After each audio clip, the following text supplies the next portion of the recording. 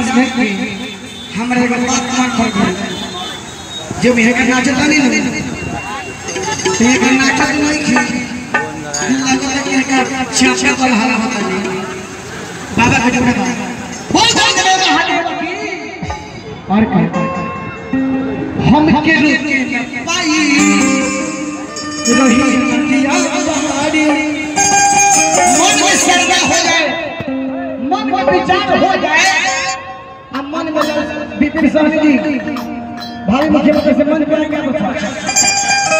और मन में श्रद्धा हो जाए बाबा धाम जाएगा पड़ेगा वो चाहे पीरा जाए चाहे गर्दन छिला जाए चाहे गोड़ में घाव हो जाए लेकिन बाबा का माना जाएगा कि हम के रोके न पाई रही है हटिया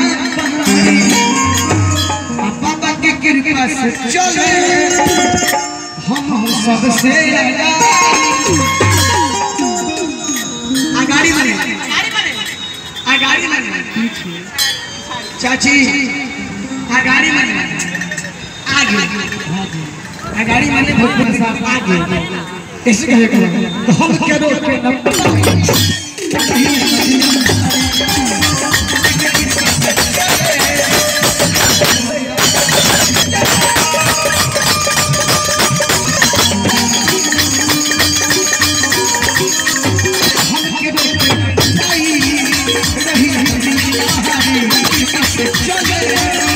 हम सबसे